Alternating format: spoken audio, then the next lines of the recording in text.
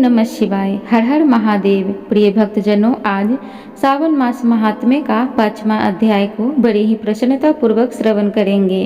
आज की अध्याय में श्रावण मास में किए जाने वाले विभिन्न व्रत अनुष्ठान और रविवार व्रत वर्णन में सुकर्मा द्विज की कथा को बड़े ही प्रसन्नता के साथ श्रवण करते हैं।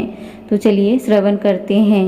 ईश्वर बोले, हे सनंत कुमार, करोड़ पार्थिव लिंगों के महात्म्य तथा पुण्य का वर्णन नहीं किया जा सकता। जब मात्र एक लिंग का महात्म्य नहीं कहा जा सकता तो फिर करोड़ लिंगों के विषय में कहना ही क्या। मनुष्य को चाहिए कि करोड़ लिंग निर्माण असमर्थता में 1,00,000 लिंग बनाए या 1000 लिंग या 100 लिंग ही बनाए। यहाँ तक कि एक लिंग बनाने से भी मेरी सानिध्य मिल जाती है। षडाक्षर मंत्र से 16 उपचारों के द्वारा भक्तिपूर्ण मन से भगवान शिव की पूजा करनी चाहिए।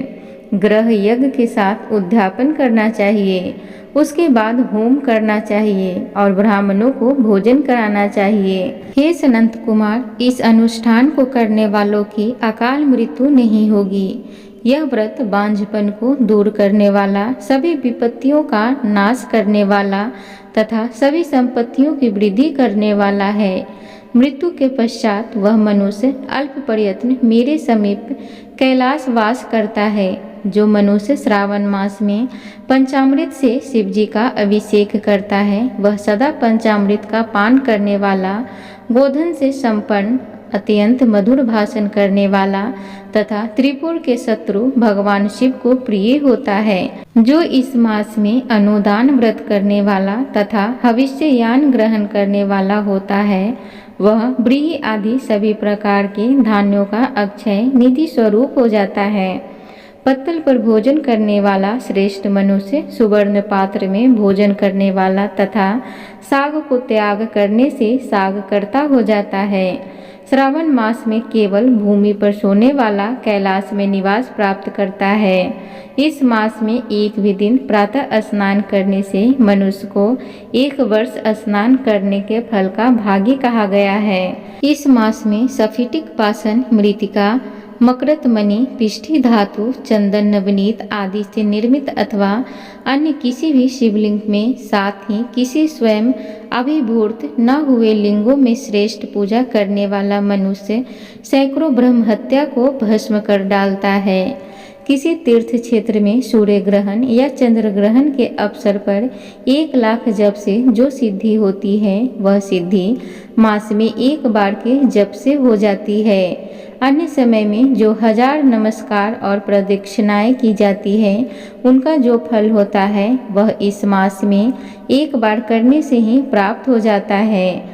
मुझको प्रिय, इस श्रावण मास में वेद पारायण करने पर सभी वेद मंत्रों की पूर्ण रूप से सिद्धि हो जाती है। श्रद्धा युक्त होकर इस मास में 1000 बार पुरुष सूक्त का पाठ करना चाहिए अथवा कलयुग में उसका 4 गुना पाठ करना चाहिए अथवा वर्ण संख्या का 100 गुना पाठ करना चाहिए अथवा वह करने से असमर्थ हो तो आलस्यहीन होकर मात्र 100 पाठ करने चाहिए।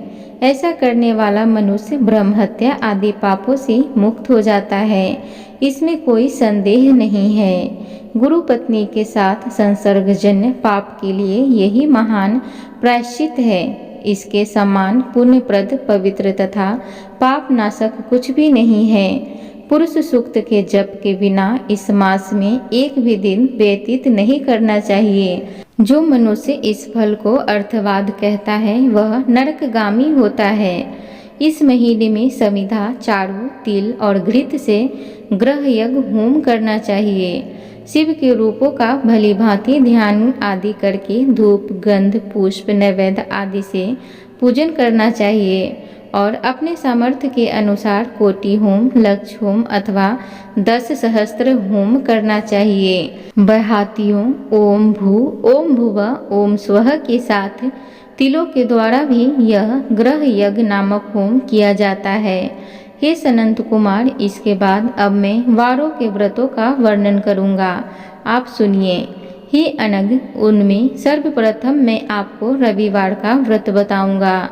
इस संबंध में लोग एक प्राचीन इतिहास को कहते हैं। प्रतिष्ठा नगरपुर में सुकर्मा नामक एक द्विज था। वह दरिद्र तथा कृपण तथा भिक्षावृत्ति में लगा रहता था। एक बार वह धान्य मांगने के लिए घूमते घूमते नगर में गया। उसने किसी एक गृहस्थ के घर में मिलकर रविवार का उत्तम व्रत करती हुई स्त्रियां को देखा। तब उससे देखकर वे स्त्रियां परस्पर कहने लगी कि इस पूजा विधि को शीघ्रतापूर्वक छिपा लो। इस पर वह विप्र उन स्त्रियों से बोला, हे श्रेष्ठ स्त्रियों, आप लोग इस व्रत को क्यों छिपा रही हैं? समान चित्त वाले सज्जनों के लिए परामर्श ही स्वार्थ है। मैं दरिद्र तथा दुखी हूँ। इस श्रेष्ठ व्रत को सुनकर मैं भी इसे करूँगा। अतः आप लोग इस व्रत का विधान व फल अथवा अवश्य बताएं।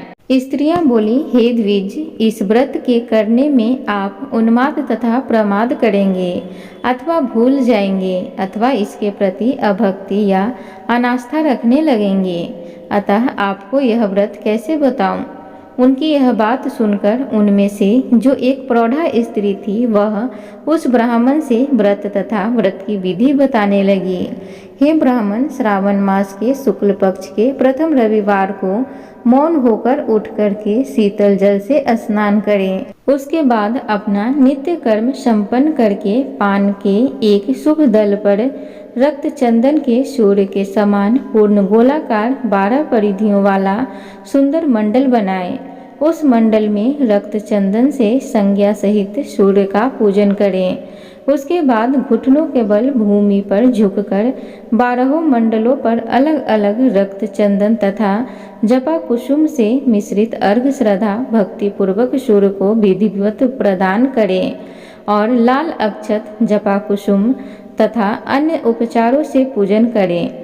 उसके बाद मिश्री से युक्त नारिकेल के बीज का नैवेद्य अर्पित करके आदित्य मंत्रों से सूर्य की स्तुति करें और श्रेष्ठ 12 मंत्रों से 12 नमस्कार तथा प्रदक्षिणाएं करें।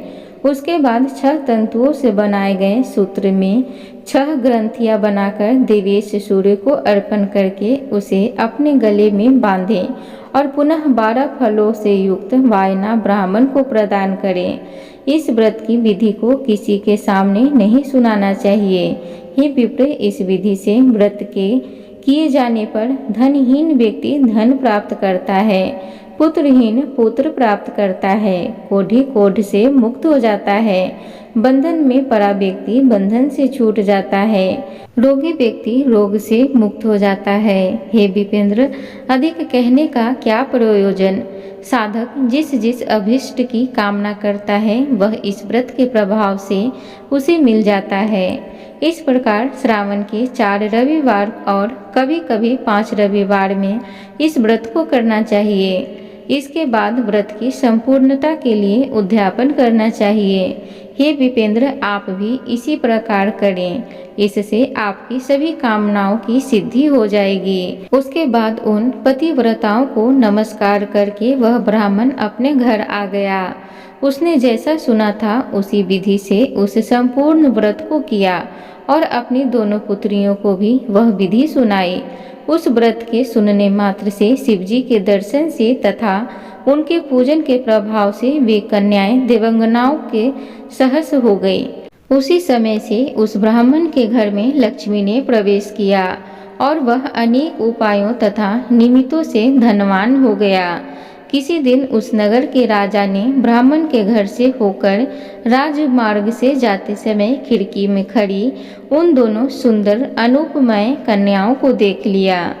तीनों लोकों में कमल, चंद्रमा आदि जो भी सुंदर वस्तुएं हैं उन्हें वे दोनों कन्याएं अपने शरीर के अवयवों से तिरस्कृत कर रही थीं। उन्हें देखकर राजा मोहित हो गए और क्षण भर के लिए वहीं खड़े हो गए। ब्राह्मण को शीघ्र बुलाकर उन्होंने दोनों कन्याओं को मांग लिया। तब उस ब्राह्मण ने भी हर्षित होकर दोनों कन्याएं राजा को प्रदान कर दीं। उस राजा को पति रूप में प्राप्त करके वे कन्याएं भी प्रसन्न हो गईं। वे स्वयं इस व्रत को करने लगीं और पुत्र पौत्र आदि से संपन्न हो गईं। हे मुने, महान ऐश्वर्य देने वाले इस व्रत को मैंने आपसे कह दिया है। हे विधि नंदन, जिस व्रत के श्रवण मात्र से मनुष्य सभी मनोरथों को प्राप्त कर लेता है, उसके अनुष्ठान करने के फल का वर्णन कैसे किया जाए। प्रिय श्रोतागणों, तो इस प्रकार श्री स्कंद पुराण के अंतर्गत ईश्वर सनंत कुमार संवाद में श्रावण मास महात्म्य में प्रकीर, नर्न, नाना व्रत, रविवार व्रत आदि कथन नामक 5वां अध्याय पूर्ण हुआ। आगे की कथा कल की वीडियो में जरूर सुनिएगा। कथा अच्छी लगी हो तो चैनल को जरूर सब्सक्राइब कीजिए, वीडियो को लाइक भी करिए, कमेंट बॉक्स में हर हर महादेव जरूर लिखिए। धन्यवाद।